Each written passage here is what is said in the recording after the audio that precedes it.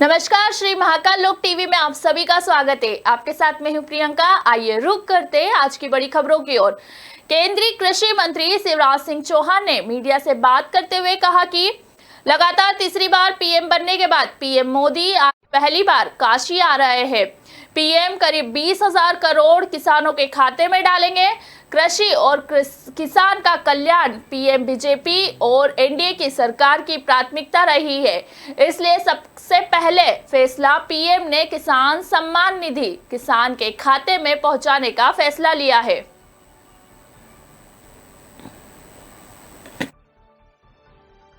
काशी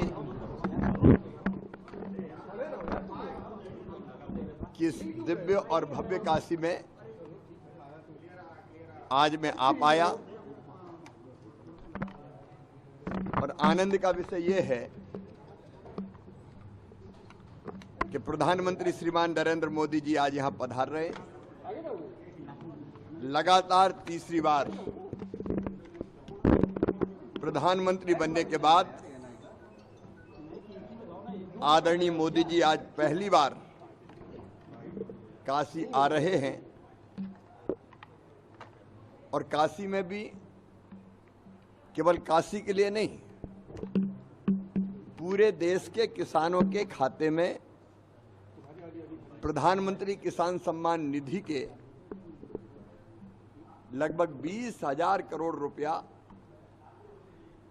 यहां से किसानों के खाते में अंतरित करेंगे, डालेंगे। कृषि और किसान का कल्याण ये प्रधानमंत्री जी की, भारतीय जनता पार्टी की, एनडीए की सरकार की प्राथमिकता रही है। इसलिए सबसे पहला फैसला अगर प्रधानमंत्री जी ने तीसरी बार प्रधानमंत्री बनने के बाद किया तो प्रधानमंत्री किसान सम्मान निधि किसान के खाते में पहुंचाने का फैसला किया। कृषि भारतीय अर्थव्यवस्था की रीढ़ है और किसान उसकी आत्मा, इसलिए किसान कल्याण के काम निरंतर 10 वर्षों से जारी है और आज फिर प्रधानमंत्री जी किसानों के कल्याण के लिए काशी जी पधार रहे हैं। कृषि सखी किसानों की सहायता के लिए हमारी बहनों को ट्रेनिंग देके प्रशिक्षित करके बनाई जा रही हैं और वो भी कृषि के कार्यों में किसानों को सहयोग प्रदान करेंगी। उसके बदले उनका आर्थिक सशक्तिकरण भी होगा। तो आज कृषि सखियों को भी प्रधानमंत्री जी यहाँ से सर्टिफिकेट प्रशिक्षण जो उन्हें प्राप्त किया है उसका प्रमाण पत्र देंगे।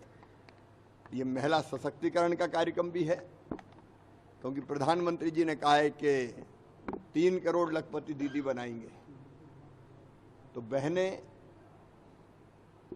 आय बढ़ने के कारण सशक्त होंगी और किसान के खाते में किसान सम्मान निधि के पैसे आज जाएंगे। प्रधानमंत्री जी का यहाँ हृदय से स्वागत और अभिनंदन करने के लिए काशी जी की जनता तैयार है।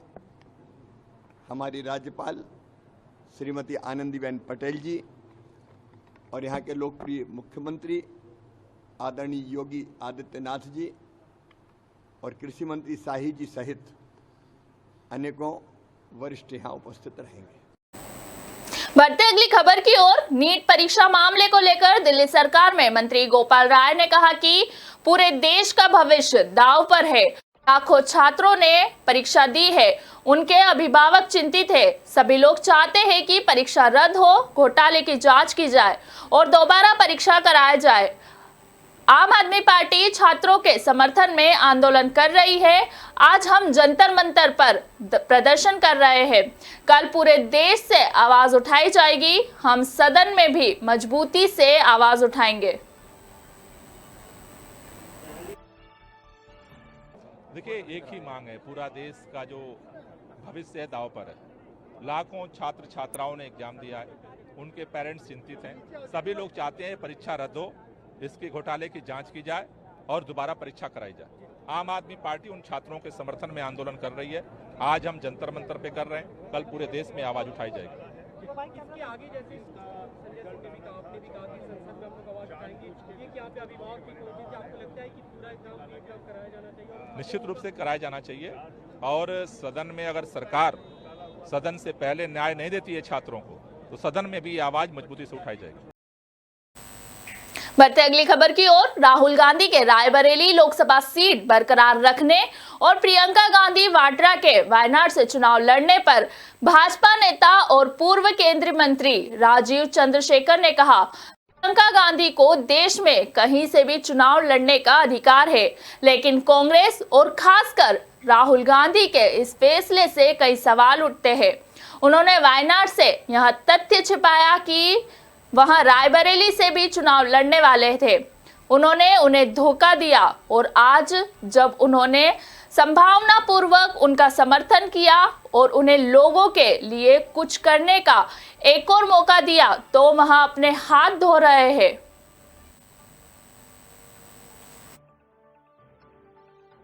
No, look, Priyanka Gandhi has the right to contest from anywhere in the country, but there are many questions that arise from this decision of the Congress, and in particular Rahul Gandhi.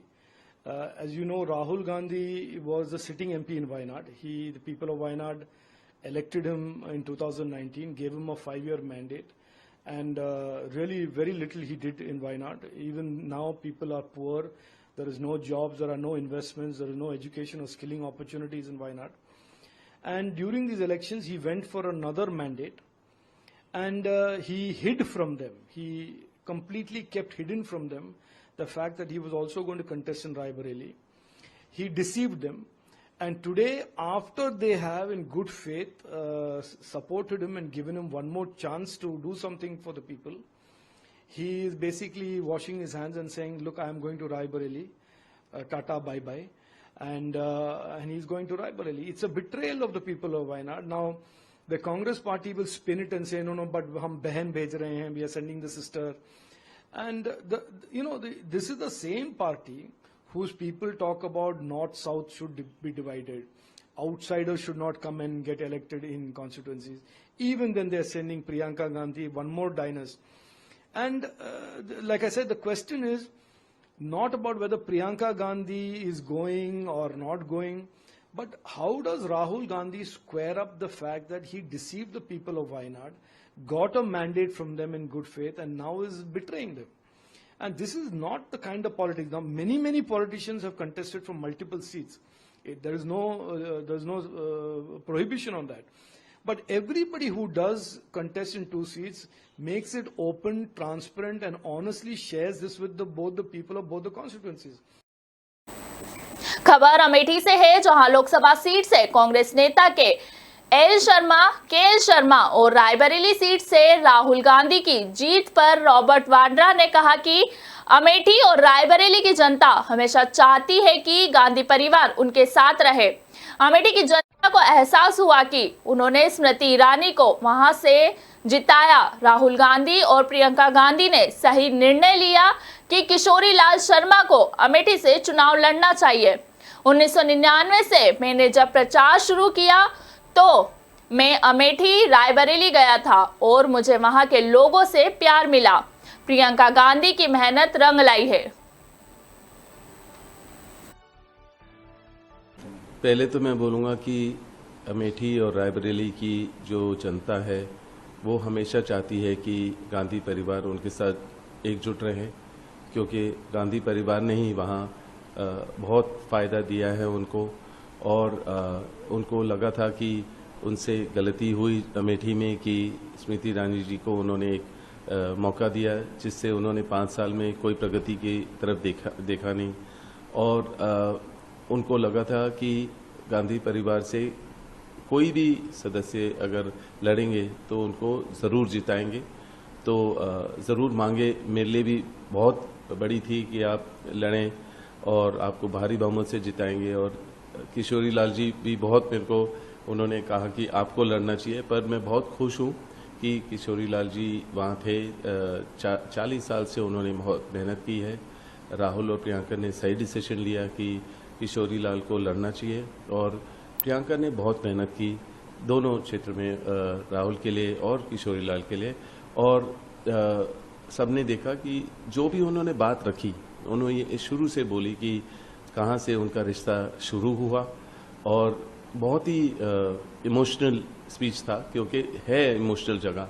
मुझे याद है कि 99 से मैंने जब प्रचार शुरू किया तो मैं भी वहीं अमेठी में, सुल्तानपुर, जगदीशपुर, रायबरेली में चप्पा चप्पा गया था, और इतना प्यार मुझे मिला उन लोगों से।